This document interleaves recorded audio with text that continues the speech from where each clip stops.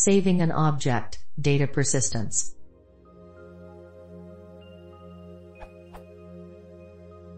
I've created an object like this. I would like to save this object.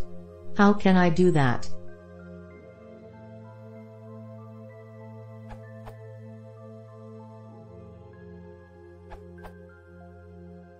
You could use the pickle module in the standard library. Here's an elementary application of it to your example.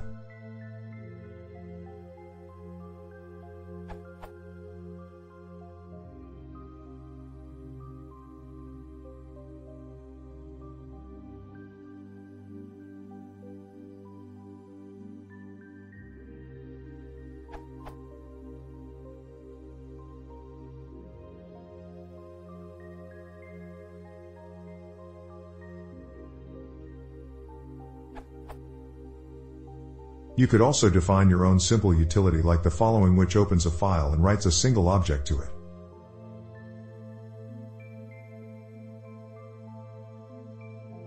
Update. Since this is such a popular answer, I'd like to touch on a few slightly advanced usage topics. pickle or underscore pickle versus pickle.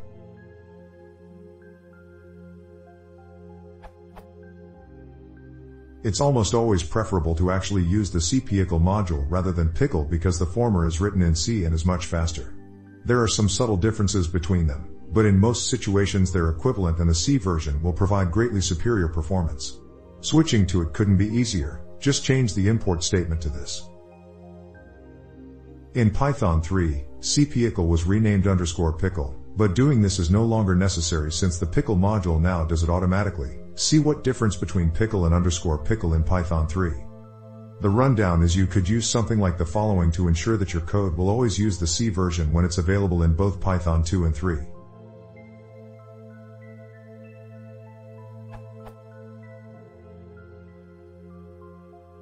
Data stream formats, protocols. Pickle can read and write files in several different, Python-specific, formats, called protocols as described in the documentation. Protocol version 0 is ASCII and therefore human readable. Versions is greater than 0 are binary and the highest one available depends on what version of Python is being used. The default also depends on Python version. In Python 2 the default was protocol version 0, but in Python 3.8.1, it's protocol version 4. In Python 3.x the module had a pickle.default underscore protocol added to it, but that doesn't exist in Python 2.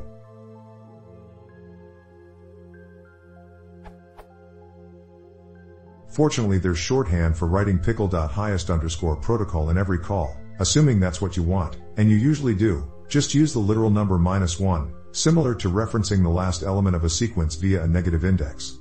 So, instead of writing, you can just write. Either way, you'd only have specified the protocol once if you created a pickler object for use in multiple pickle operations.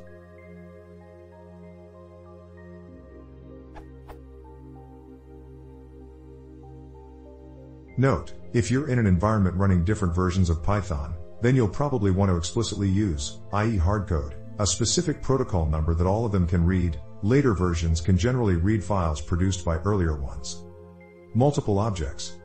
While a pickle file can contain any number of pickled objects, as shown in the above samples, when there's an unknown number of them, it's often easier to store them all in some sort of variably sized container, like a list, tuple, or dict and write them all to the file in a single call.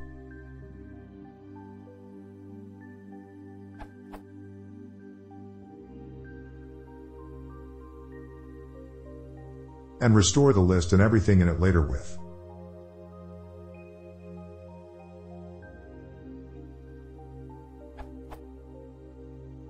The major advantage is you don't need to know how many object instances are saved in order to load them back later, although doing so without that information is possible. It requires some slightly specialized code. See the answers to the related question saving and loading multiple objects in pickle file? For details on different ways to do this. Personally I liked it Lutz Prechelt's answer the best, so that's the approach used in the sample code below.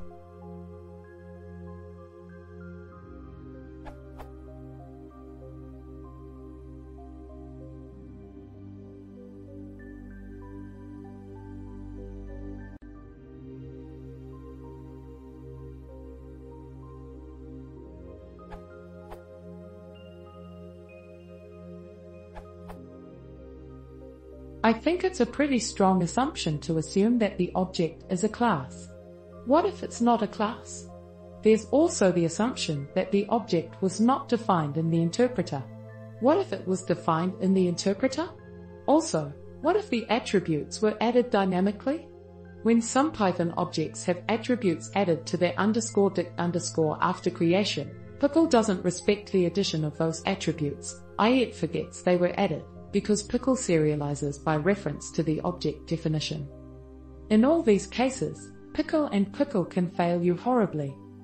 If you are looking to save an object arbitrarily created, where you have attributes either added in the object definition or afterward, your best bet is to use dil, which can serialize almost anything in Python.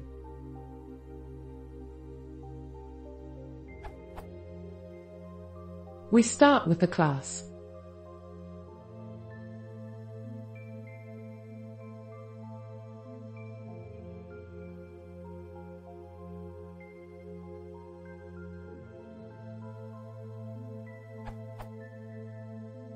Now shut down and restart.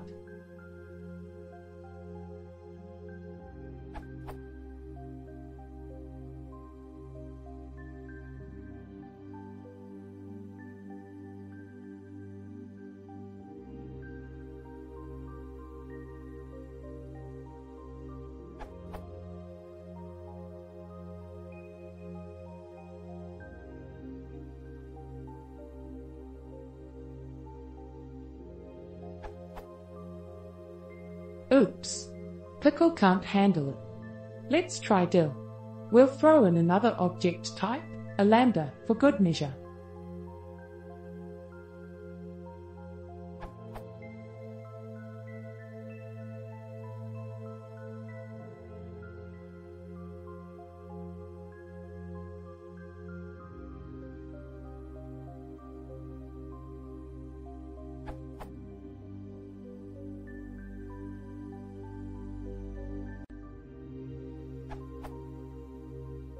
And now read the file.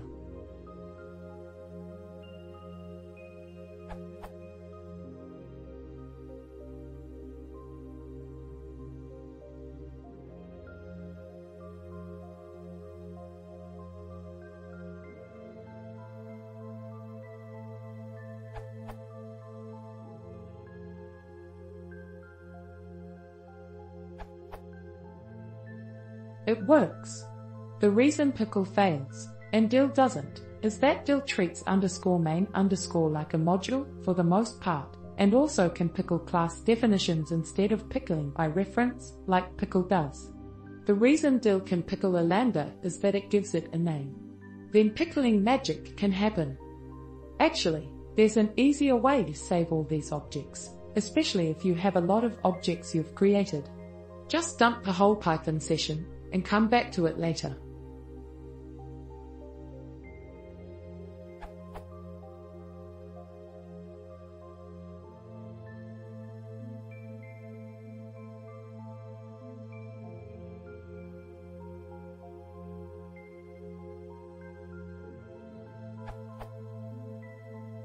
Now shut down your computer, go enjoy an espresso or whatever, and come back later.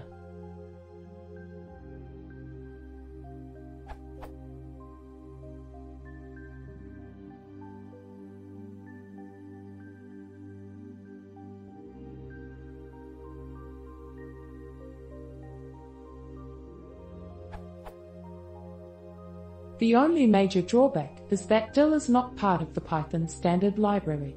So if you can't install a Python package on your server, then you can't use it. However, if you are able to install Python packages on your system, you can get the latest dil with git plus https://github.com/ukefoundation/dil.git master #egg = dil. And you can get the latest released version with pip install dil.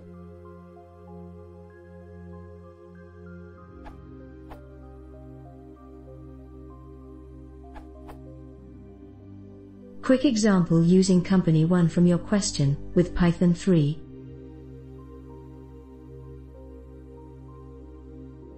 However, as this answer noted, Pickle often fails. So you should really use dil.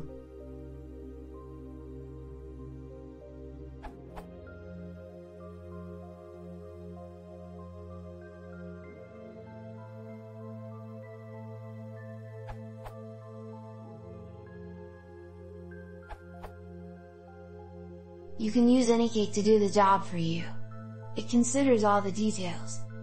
It uses Dilla's backend, which extends the Python pickle module to handle Lambda and all the nice Python features. It stores different objects to different files and reloads them properly, limits cache size, allows cache clearing, allows sharing of objects between multiple runs, allows respective input files which influence the result.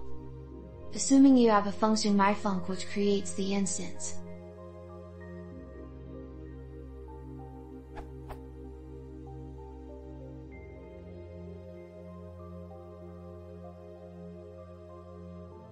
Anycake calls myfunc at the first time and pickles the result to a file in cache using a unique identifier, depending on the function name and its arguments, as file name.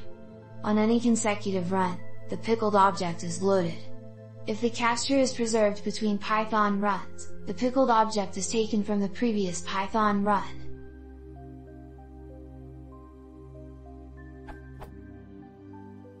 For any further details, see the documentation.